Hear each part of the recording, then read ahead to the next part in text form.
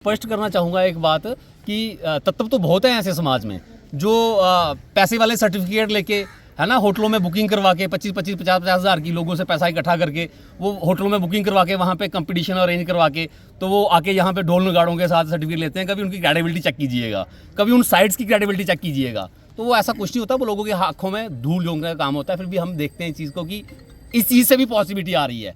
पैसे दे के भी अगर घर में पॉजिटिविटी आ रही है तो कोई बात नहीं, आने दो। पैराशूटिंग जो कंपटीशन था जो कि दिल्ली में 1 से लेके 5 नवंबर तक हुआ है, उसमें ये लगातार पिछले 3 साल से पार्टिसिपेट कर रहे थे। बट इस बार इनका 10 मीटर और 25 मीटर्स में 10 मीटर्स में इनका गोल्ड आया है और 25 मीटर्स में इनका ब्रॉन्ज मेडल आया है। तो इंडियन आर्मी में ये सूबेदार हैं, तो बहुत ही प्राइड की बात है।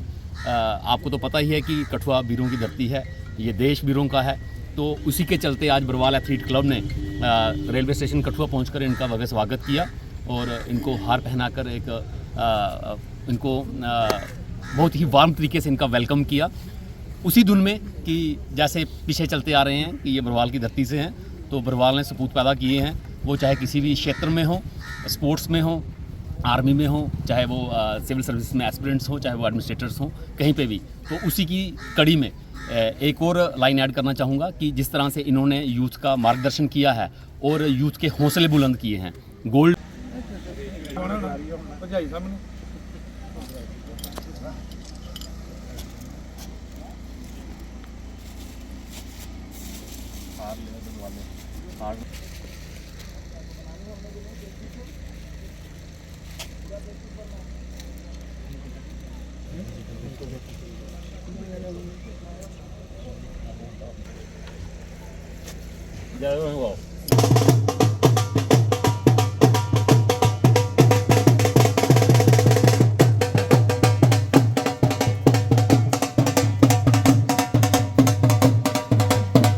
मैं सूबेदार संजीव सिंह आर्मी से बिलोंग करता हूं और ये 4th नेशनल पैराशूटिंग चैम्पियनशिप हुई थी अभी जो न्यू दिल्ली डॉक्टर करनी सिंह शूटिंग रेंज में हुई थी 1 नवंबर से 5 नवंबर। इसमें पिछले 4 साल से मैं पार्टिसिपेट कर रहा हूं नेशनल में। पिछले साल भी मेरा एक सिल्वर मेडल था, उससे पिछले साल भी सिल्वर मेडल था। इस साल तो इसमें थोड़ा ज़्यादा एफर्ट लगा के एक 10 मीटर एयर पिस्टल में गोल्ड मेडल आया है और 25 मीटर जो स्पोर्ट पिस्टल है उसमें मेरा ब्रोंज मेडल आया है। तो ऐसे करके एक शुरू से ही मेरी लगन थी शूटिंग में, तो काफ़ी देर से मैं कर रहा था। पहले भी की थी, फिर छोड़ दी थी, अभी दोबारा करके और ये मेडल हासिल किए हैं। और सबसे ज़्यादा सपोर्ट किया है मुझे आर्मी मार्क्समैनशिप यूनिट, जहाँ से मैं पूरा ट्रेनिंग करता था। फिर उसके बाद PCI para committee of India, उसके बाद NRA नेशनल राइफल एसोसिएशन, जिसके अंडर हमने ट्रेनिंग करी और कैंप अटेंड करे और ये मेडल हासिल करें। मेरा शुरू से प्लान है कि मेरा पिछले 10 साल का ही मैंने सोच के रखा हुआ कि जैसे ही मैं रिटायरमेंट आऊँगा सबसे पहला यही करना है कि जो यूथ को है एक स्पोर्ट्स के प्रति हम स्कूलों से शुरू करेंगे। स्कूल में भी जैसे हमारी गेमें नहीं हो पाती, तो जो एक बच्चे हैं बच्चों को स्कूल से ही एक गेमों की तरफ मोटिफाई करके उनको गेमों की तरफ लाने के लिए देखना चाहिए। और इसलिए जाता है कि उनको एक प्लेटफॉर्म नहीं मिल पाता, उनके पास एक टाइम है और जब उस टाइम में उनको कुछ करने को मिलेगा नहीं तो वो नशे की तरफ जाएगा। अगर वो स्पोर्ट्स की तरफ एक अपना मोटिवेट जहाँ स्पोर्ट्स की तरफ बिजी रहेंगे तो उनका नशे की तरफ नहीं जाएगा। एक मैसेज है कि नशे की तरफ तभी जा रहा है कि वो उनको करने को कुछ मिल नहीं रहा।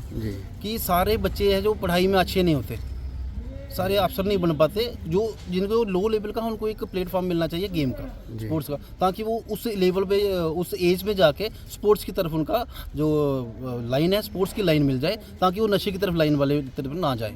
ये तभी मिलेंगे जब हमारे जो ऊपर के अधिकारी हैं, जो अफसर हैं, वो इस लेवल पे जो स्पोर्ट्स को बढ़ावा देंगे। जगह जगह छोटे छोटे ग्राउंड जहाँ कुछ करके और छोटे छोटे टूर्नामेंट कराना शुरू करें स्कूल लेवल पे, जहाँ फिर स्कूल लेवल जब होंगी तो फिर सिविल पे भी उनका कंपटीशन बढ़ेगा। और एक जो है गेम एक नशा है, जैसे दूसरी नशे हैं गेम भी नशा है।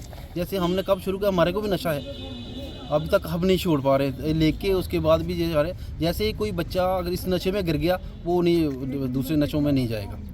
सर आखिरी सवाल रहेगा कि जिस तरह को सामना करना पड़ता है, कठिनाई दिमाग से और दिल से ही मानी जाती है।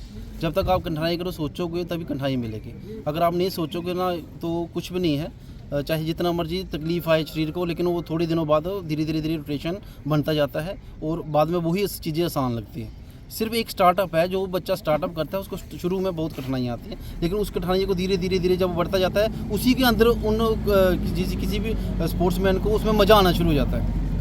जी। ओवरऑल गेम है, इसमें फिजिकल फिटनेस भी चाहिए ज़्यादा, इसको माइंड का गेम है इसमें पूरा माइंड का बहुत सेटअप है कि एक शॉट को हम 10 में मारते हैं, एक को तो मार लेते हैं, लेकिन 16 शॉट 60 शॉट को हमने 10 मारना है। तो उसके लिए माइंड का जो एक सेटअप बहुत लंबे समय तक जो उसको हमने जो बनाना होता है बहुत लंबे समय तक रखना पड़ता है हमारे। जो आपके सामने जय हिंद दोस्तों, आज हमारे बड़े भाई संजीव सिंह बलोरिया जी जो कि बरवाल के रहने वाले हैं, उन्होंने आपको अच्छी तरह से व्याख्यान कर दिया इस चीज़ का कि 4th पैराशूटिंग जो कंपटीशन था जो कि दिल्ली में 1 से लेके 5 नवंबर तक हुआ है, उसमें ये लगातार पिछले 3 साल से पार्टिसिपेट कर रहे थे। बट इस बार इनका 10 मीटर और 25 मीटर्स में 10 मीटर्स में इनका गोल्ड आया है और 25 मीटर्स में इनका ब्रॉन्ज मेडल आया है। तो इंडियन आर्मी में ये सूबेदार हैं, तो बहुत ही प्राइड की बात है। आपको तो पता ही है कि कठुआ वीरों की धरती है, ये देश वीरों का है। तो उसी के चलते आज बरवाल एथलीट क्लब ने रेलवे स्टेशन कठुआ पहुंचकर इनका भव्य स्वागत किया और इनको हार पहनाकर इनको बहुत ही वार्म तरीके से इनका वेलकम किया, उसी धुन में कि जैसे पीछे चलते आ रहे हैं कि ये बरवाल की धरती से हैं। तो बरवाल ने सपूत पैदा किए हैं, वो चाहे किसी भी क्षेत्र में हो, स्पोर्ट्स में हो, आर्मी में हो, चाहे वो सिविल सर्विस में एस्पिरेंट्स हो, चाहे वो एडमिनिस्ट्रेटर्स हों, कहीं पे भी। तो उसी की कड़ी में एक और लाइन ऐड करना चाहूँगा कि जिस तरह से इन्होंने यूथ का मार्गदर्शन किया है और यूथ के हौसले बुलंद किए हैं। गोल्ड मेडल आना कोई छोटी मोटी बात नहीं होती। ये कहीं पे भी पैसे दे के गेम अरेंज नहीं की गई थी। ये इंडियन आर्मी के द्वारा एक सशक्त और एक ऑर्गेनाइज तरीके से गवर्नमेंट ऑफ इंडिया के द्वारा रजिस्टर्ड जो एक एसोसिएशन है उसके द्वारा ये गेम करवाई गई थी। और जो शूटिंग गेम है ये इनकी प्रोफेशनल गेम है जो कि ये आर्मी में शुरू से लेके करते आ रहे हैं। तो ये किसी मैं आपको वो बता दूं कि आज वो होते हैं ना कि पैसे के दम पे भी सर्टिफिकेट्स मिलते हैं, पैसे के दम पे भी लोगों में वाहवाही लूटी जाती है ना। कोई नेशनल खिलाड़ी बोलता है अपने आप को, कोई इंटरनेशनल खिलाड़ी बोलता है, तो ये वो वाले खिलाड़ी नहीं है। ये एक सच्चे सपूत है। जैसे हम 21 किलोमीटर भागते हैं तो हम भागते हैं, वो विद चिप के साथ भागते हैं, RFID के साथ भागते हैं। तो ये भाई साहब ने भी 10 मीटर में गोल्ड मेडल लिया है, उसका सर्टिफिकेट इनके पास है, वेरीफाइड है, और वो इंडियन आर्मी के द्वारा ऑर्गेनाइज किया गया था, वो है। तो इसी के चलते मैं एक संदेश और देना चाहूँगा कठुआ के यूथ को कि इसी स्पोर्ट्स की लय में अपने आप को बना के रखें। जैसे हमारे भाई साहब ने आज इस चीज़ को प्रूफ कर दिया है कि we are having the capability, we are having the dedication, we are having the dignity towards our country, we are the young youth of this country, this Kathua. तो we are having the capability to represent our district on the top of the countries list.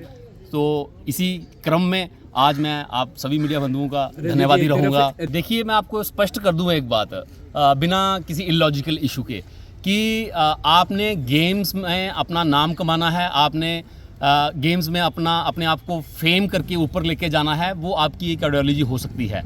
मगर at large जब आप किसी समाज के लिए काम करना चाहते हैं तो आपको अपने आप में से बहुत कुछ सैक्रिफाइस करना पड़ेगा। आज अगर सूबेदार साहब वहाँ से गोल्ड मेडल लेके आए हैं तो इनका एक क्लियर कट मैसेज है समाज को कि मैं जो करके आया हूँ, मैं घर में आके जब मैं वहाँ से रिटायरमेंट होकर घर में आऊँगा, जैसा कि इनका वक्तव्य है कि मैं आके गेम स्टार्ट करवाऊँगा, जो जिसमें मेरा पैशन है मैं उसको कैरी ऑन करूँगा आगे।